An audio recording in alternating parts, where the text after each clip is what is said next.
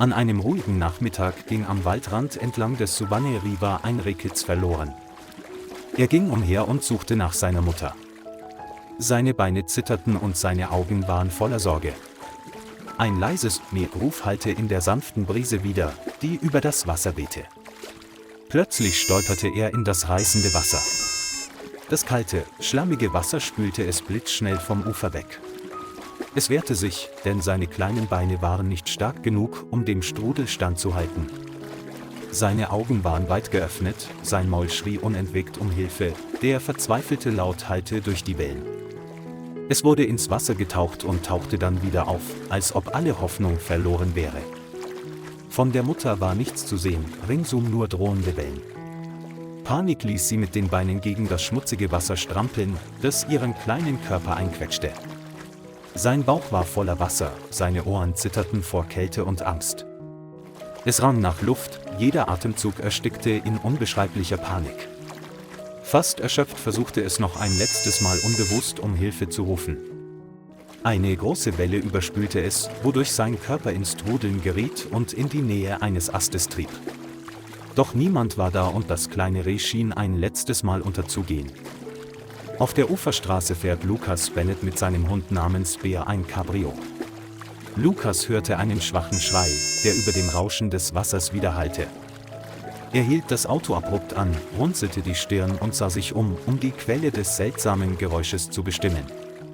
Bear hob den Kopf, spitzte die Ohren und knurrte leise, als ob auch er merkte, dass etwas nicht stimmte.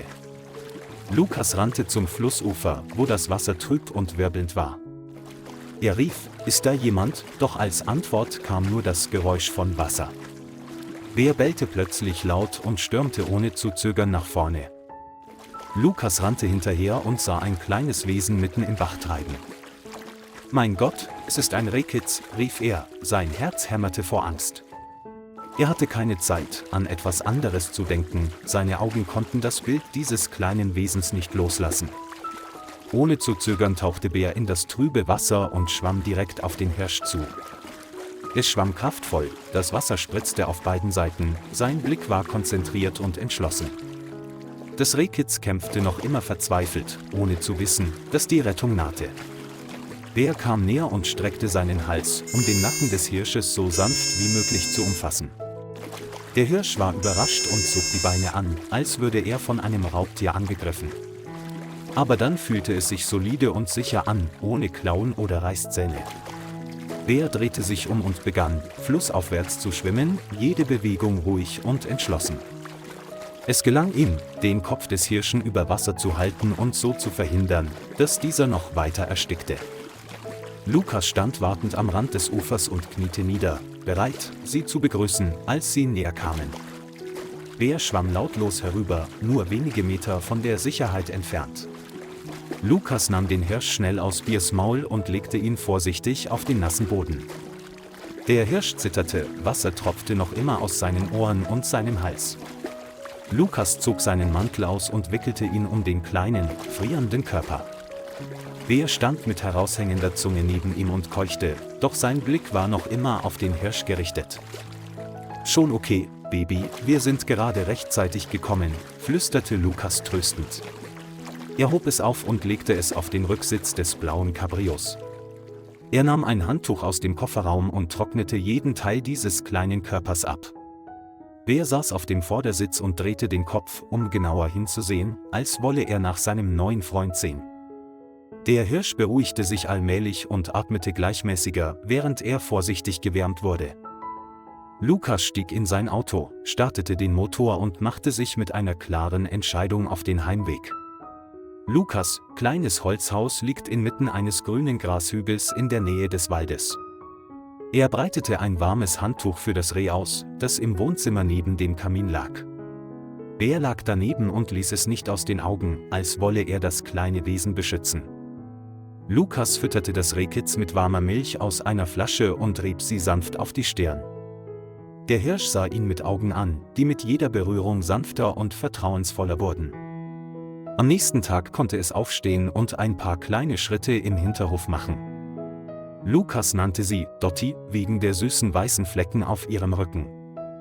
Dottie begann: Bär durch den Hof zu folgen und war neugierig auf alles um sie herum. Bär bringt Dottie sanft und geduldig das Riechen, Graben und Zuhören von Vögeln bei. Lukas geht jeden Morgen mit den beiden im nahegelegenen Park spazieren. Die Stadtbewohner lächelten, als sie Bär und Dottie im Gras herumlaufen sahen. Manchmal rollte sich Dottie in Lukas' Armen zusammen, wenn die Nachmittage kalt wurden. Die drei wurden zu einer seltsamen, aber vollkommen harmonischen Familie. Bär knurrte nicht mehr und war auch nicht misstrauisch, sondern lag immer wie ein großer Bruder neben Dottie. Lukas wusste, dass dieses Gefühl echt war und der Tag der Trennung kommen würde. Nach 2 Wochen wusste Lukas, dass es an der Zeit war, Dottie bei der Suche nach ihrer Mutter zu helfen. Er konsultierte eine Karte des Subanne River und notierte die Stellen, an denen die Hirschkuh gesehen worden war. An einem sonnigen Morgen setzte Lukas Dottie und Bär ins Auto und kehrte zum alten Fluss zurück. Dottie war still, aber ihre Ohren bewegten sich ständig, als würde sie auf etwas Vertrautes lauschen. Als sie an diesem Tag das Flussufer erreichten, stellte Lukas den Wagen ab und öffnete die Tür, damit Dottie aussteigen konnte. Bär rannte schnüffelnd umher, während Lukas im Wald nach Spuren suchte.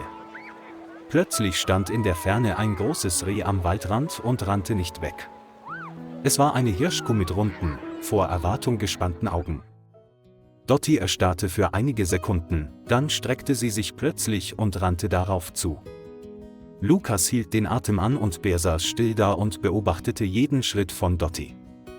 Dottie rannte los, blieb einen Moment stehen und drückte dann ihren Kopf gegen den Körper der Hirschmutter. Die Hirschkuh leckte leicht Dotties Kopf und zitterte dabei leicht, als wolle sie dies bestätigen. Lukas betrachtete das Wiedersehen mit Tränen in den Augen und sein Herz krampfte sich vor Glück zusammen. Bär bellte leise zum Abschied. Lukas seufzte, lächelte und nickte. Wir haben das Richtige getan, Bär. Dottie drehte sich um und sah Lukas und Bär ein letztes Mal an. Ihre Augen waren voller Dankbarkeit und Sehnsucht. Lukas winkte und sagte, geh und lebe wie ein echtes wildes Reh. Die Hirschmutter führte Dottie in den Wald, ihre Gestalt verschwand allmählich hinter den dichten Bäumen. Lukas und Bär gingen zurück zum Auto, das Sonnenlicht schien auf den friedlichen Fluss. Ein neues Kapitel ist zu Ende gegangen voller Freundlichkeit, Hoffnung und einer Freundschaft ohne Grenzen. Lieber Freund, danke, dass Sie sich die Zeit genommen haben, die Geschichte zu verfolgen. Vergessen Sie nicht, den Kanal zu liken und zu abonnieren, um uns zu unterstützen.